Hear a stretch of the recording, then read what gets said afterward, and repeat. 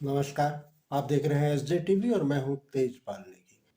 कल हमने देखा यूट्यूबर ध्रुव राठी का प्रधानमंत्री नरेंद्र मोदी पर बनाया गया वीडियो जिसका नाम था रियलिटी ऑफ नरेंद्र मोदी। क्योंकि ये वीडियो लंबा था और हमने इसको 2 भागों में विभाजित किया था और आपसे वायदा किया था कि आज यानी 21 मई को हम इसका दूसरा भाग जारी करेंगे और अब मौका आ गया है कि हम इसको जारी करें। लेकिन इससे पहले हम बता दें कि कल यानी 20 मई को जब हमने इस वीडियो का पहला भाग जारी किया था तो उस समय इस वीडियो को देखने वाले व्यूअर्स की संख्या 2,24,02,20 थी और आज 21 मई को जब सुबह 3:30 बजे हम इस वीडियो को रिकॉर्ड कर रहे हैं तो इस ओरिजिनल वीडियो को देखने वालों की संख्या, व्यूअर्स की संख्या 2,31,01,29 हो चुकी है। यानी 24 घंटों में इस वीडियो को देखने वालों की संख्या 7 लाख से ज़्यादा रही। और इस विषय पर ज़्यादा बात ना करते हुए सीधे देखते हैं प्रधानमंत्री नरेंद्र मोदी पर जारी किया गया यूट्यूबर ध्रुव राठी का वीडियो जिसका नाम था रियलिटी ऑफ नरेंद्र मोदी। तो करते हैं शुरू। सेलिंग पॉइंट नंबर 1 था मैं गरीब परिवार से हूं। सेलिंग पॉइंट नंबर 2 था कि मैंने अपने परिवार को छोड़ दिया देश के लिए। और सेलिंग पॉइंट नंबर 3 अब आता है फकीरी। नरेंद्र मोदी अक्सर कहते हैं कि उन्होंने भिक्षा मांगकर गुजारा किया। कभी कहते हैं कि 35 साल के लिए, कभी कहते हैं 40 साल के लिए। करीब 40 साल मैंने भिक्षा मांग करके खाया है। मैं 35 साल तक भिक्षा मांग करके खाया था। चलो इतनी तो बोलने में गलती हो सकती है, 35 साल हो 40 साल हो, लोग अक्सर भूल जाते हैं। लेकिन सवाल ये कि वो एमएलए पहली बार बने 2002 में, तब उनकी उम्र होगी 52 इयर्स। लेकिन उससे पहले 90s में ही पता नहीं कैसे उन्होंने फॉरेन टूर्स कर लिए। ये फोटोज देखो उनकी आईफिल टावर के सामने पेरिस में, व्हाइट हाउस के सामने अमेरिका में, हॉलीवुड के सामने, लंदन गए, वो मलेशिया गए। क्या 40 साल भिक्षा मांगकर इतने पैसे कमाए जा सकते हैं कि फॉरेन के टूर्स कर ले 90s में? और साथ ही साथ इसी बीच में नरेंद्र मोदी ने बीए और एमए की 2 डिग्रीज भी कर ली अलेजिडली। ये कैसे हो गया आप ही बताओ दोस्तों। साल 1990 में डायकाम मॉडल 1 रिलीज हुआ था, जो कि यूएस में लॉन्च होने वाला दुनिया का पहला कमर्शियली अवेलेबल डिजिटल कैमरा था। लेकिन प्रधानमंत्री मोदी अपने इंटरव्यू में बताते हैं कि उन्होंने पहली बार डिजिटल कैमरा 1987 या 1988 में यूज किया था। मैंने पहली बार डिजिटल कैमरा का उपयोग किया था 87-88 में शायद। मतलब भिक्षा मांगकर यहाँ पर फॉरेन टूर भी कर लिए और डिजिटल कैमरा भी खरीद लिया डिजिटल कैमरा के रिलीज होने से पहले। वाह क्या फकीरी है। वाह मोदी जी वाह वाह। अपनी कलम को गिरवी रख चुका एक गीतकार कहता है कि फकीरी है आपके स्वभाव में। एक फकीरी है आपके स्वभाव में। कभी नरेंद्र मोदी खुद ही कहते हैं कि हम तो फकीर आदमी हैं, झोला उठाकर चल पड़ेंगे। अरे हम तो फकीर आदमी हैं, झोला लेके चल पड़ेंगे जी। लेकिन पूरी दुनिया में आपने ऐसा कोई फकीर देखा है जो 1,40,000 का चश्मा लगाता हो, अपनी बूढ़ी माँ को नोटबंदी के लिए लाइन में खड़ा कर दिया और खुद घूमते हैं 12 करोड़ की मर्सिडीज में? एक तरफ तो शास्त्री जी जैसे प्रधानमंत्री देखे हैं देश ने। बताया जाता है कि उनके पास सिर्फ 2 धोती और 2 कुर्ते हुआ करते थे। कुर्ता फटकर इस्तेमाल करने लायक ना रहे तो उसे भी रुमाल बना लेते थे लाल बहादुर शास्त्री जी। लेकिन प्रधानमंत्री मोदी की यूएस विजिट की इन फोटोज को देखिए, एक दिन में 4 बार कपड़े बदलते हैं। द प्रिंट में लिखेगा इस आर्टिकल को देखिए। उत्तराखंड और हिमाचल जाते हुए प्रधानमंत्री मोदी ने 8 घंटे में 4 बार कपड़े बदले। इस टाइम्स ऑफ इंडिया के आर्टिकल को देखिए, प्रधानमंत्री मोदी गंगा आरती करने गए तब भी कपड़े बदलते जा रहे हैं। हुबली टाइम्स वालों ने तो इनकी फैंसी ड्रेस का एक पूरा कोलाज बना दिया। इंडिया टुडे ने भी इनकी 22 हेड गियर्स की कलेक्शन दिखाई है इस आर्टिकल में। और इस इंडियन एक्सप्रेस के कोलाज को भी देखिए। अगर ये फकीरी वाली बात भी नहीं बैठती लोगों में तो इस सब के बाद अगला हथियार आता है कि इनको भगवान का अवतार ही बना दो। ये एक बार नहीं, 2 बार नहीं, बल्कि कितनी बार कितने नेताओं ने बार बार प्रधानमंत्री मोदी को भगवान से कंपेयर किया है। और मोदी जी भारत के लिए भगवान का वरदान बन के आए हैं। भगवान ने ही मनुष्य के रूप में नरेंद्र मोदी जी के रूप में अवतार लिया। हमारे माननीय प्रधानमंत्री जो खुद भगवान स्वरूप है। मोदी जी के रूप में श्री रामचंद्र ने जन्म लिया है। मोदी जी है ना, साक्षात भगवान महाकाल जी का अवतार है। मोदी राम और अमित शाह कृष्ण। अरे कुछ लोग तो मंदिर भी बनाने लग गए। पुणे में एक बीजेपी वर्कर ने नरेंद्र मोदी के लिए मंदिर बना दिया, गुजरात में इनका एक मंदिर बना, तमिलनाडु में इनके लिए एक मंदिर बना। क्या मजाक चल रहा है ये इकलौते नेता नहीं है जिन्हें भगवान से कंपेयर किया जाता है। एक समय पर एडोल्फ हिटलर को भी जीसस से कंपेयर किया जाता था। राजनीति में हिटलर की एंट्री की तुलना की जाती थी जीसस के रिजरेक्शन से। लेकिन उस समय ये सवाल उठा कि ये बात जमेगी कैसे। जीसस तो शांति की मूर्त थे, सूली पर भी चढ़ाया गया उन्हें, तब भी उनके दिल में कोई नफरत नहीं थी। बोले कि हे भगवान उन्हें माफ करना। जबकि हिटलर तो नफरत का सौदागर था, तो कैसे जीसस का इस्तेमाल किया जाए नफरत फैलाने के लिए और हिटलर को उससे भी कंपेयर किया जाए। इसके लिए हिटलर और नाजी लोगों ने बाइबल को ही बदल डाला। मजाक नहीं कर रहा, ओल्ड टेस्टामेंट जो थी बाइबल की उसे ही हटा दिया गया उनके समय। जीसस को इस तरीके से चित्रित किया गया कि वो ऐसा लगे कि वो यहूदियों के खिलाफ लड़ने वाले एक फाइटर हो। सिमिलरली बीजेपी के लोग बार बार नरेंद्र मोदी को भगवान का अवतार करके पुकारते हैं। लेकिन यहाँ भी दिक्कत वही आ जाती है कि नरेंद्र मोदी तो नफरत फैलाते हैं, लेकिन श्री राम की सूरत में दिखती है विनम्रता, सौम्यता, करुणा।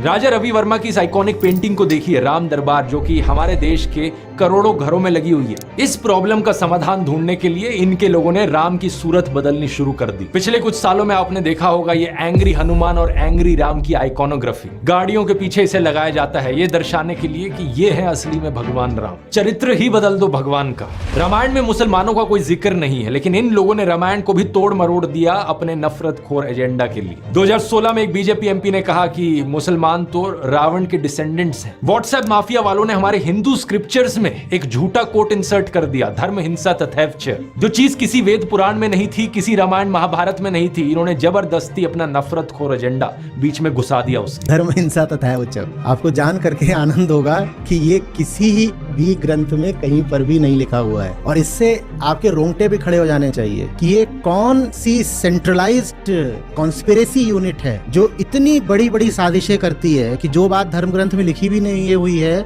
उसको संस्कृत में लिख करके उसको चारों तरफ व्हाट्सएप से और दूसरे जरियों से फैला देती। सच तो ये है दोस्तों कि ये लोग हमारे हिंदू धर्म को ही तोड़ने मरोड़ने लग गए अपने नफरतखोर एजेंडा को फैलाने के लिए। लेकिन अब बहुत से हिंदुओं को इनका एजेंडा समझ में आ गया है। इस तरीके का हमारे धर्म के साथ खिलवाड़ करना लोगों को अच्छा नहीं लग रहा है, इसलिए ये कार्ड भी अब फेल होता जा रहा है। तो इन बीजेपी वालों ने क्या सोचा कि अवतार से एक लेवल नीचे इन्हें सर्वगुण संपन्न शक्तिमान दिखाया जाए। वाह क्या सीन है, वाह क्या सीन है। लेकिन किसी को यहाँ शक्तिमान बनाने का सबसे आसान तरीका है कि दूसरी साइड वाले की इमेज नीचे गिराओ। इसलिए इनके आईटी सेल ने राहुल गांधी को पप्पू बना दिया। व्हाट्सएप पर इनकी आधी अधूरी क्लिप्स तोड़ मरोड़ के दिखाई जाने लगी कि जैसे राहुल गांधी में तो कोई समझ ही नहीं है, वो तो बिल्कुल बेवकूफ इंसान है। लेकिन सच्चाई यह है कि पिछले 10 साल में पीएम मोदी ने एक भी प्रेस कॉन्फ्रेंस नहीं करी, कोई अनस्क्रिप्टेड इंटरव्यू नहीं किया, जबकि राहुल गांधी ने दिल्ली यूनिवर्सिटी से लेकर हार्वर्ड यूनिवर्सिटी तक लेक्चर दिए हैं, लोगों से ढेर सारी हर साल 2 साल अनस्क्रिप्टेड इंटरैक्शंस की हैं। ये बात सही है कि उनकी कुछ फनी क्लिप्स जरूर हैं जहां उनके मुंह से कुछ उलट पुलट निकल गया। This morning I got up at night. लेकिन ऐसी क्लिप्स तो नरेंद्र मोदी की भी बहुत है। तीसरा कहा था विमेन डेवलपमेंट की मैंने बात कही थी, मैं कब हो गया ये? नरेंद्र मोदी वही हैं जो नाले से निकलने वाली गैस से चाय बनाने की बात करते हैं। कहते हैं कि पसीने से मुंह पोंछ लेता था तो ग्लो आ जाती थी। कभी ये क्लाइमेट चेंज को डिनाई करते हैं कि गर्मी नहीं बढ़ रही बल्कि हमारी गर्मी सहने की शक्ति कम हो रही है, तो कभी ये बादलों से रेडार का सिग्नल रोकने की बात करते हैं। लेकिन मैंने कहा इतने क्लाउड है, बारिश हो रही है, तो एक बेनिफिट है कि हम राडार से बच सकते हैं। एक तो जानते नहीं है, ऊपर से अहंकार इतना कि अपने अज्ञान का भी एहसास नहीं। एक दफा मोदी दूसरे देश में गए थे, वहां भारत का राष्ट्रीय गान चल रहा था और ये बीच में ही चलने लगे।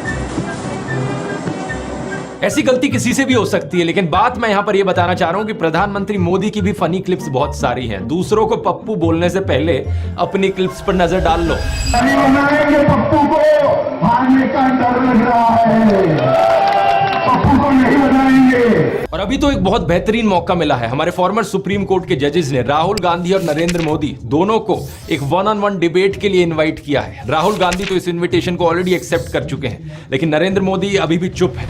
अगर ऐसा होता है तो जनता के लिए भी एक बड़ा सीधा मौका होगा देखने का कि नरेंद्र मोदी और राहुल गांधी में से कौन ज्यादा समझदार है, कौन ज्यादा इंटेलिजेंट है और कौन ज्यादा केपेबल लीडर है देश के लिए। लेकिन नरेंद्र मोदी अगर इस डिबेट से भागते हैं और जवाब ही नहीं देते तो समझ जाना कौन यहाँ पर बेहतर है। इस कल्ट ऑफ पर्सनैलिटी में प्रधानमंत्री मोदी का सबसे बड़ा कार्ड है सब जगह फोटो चिपकाओ। बचपन में मैं सोचता था कि ये कोका कोला जैसी ड्रिंक्स की एड्स क्यों आती हैं टीवी पर, हर कोई तो जानता है कि कोका कोला क्या है। बाद में मुझे समझ आया कि out of site is out of mind, यानी नजर से बाहर तो दिमाग से बाहर। और इसकी उल्टी एक टैक्टिक है, जितना नजर में रहोगे उतना लोगों के दिमाग में घुसोगे।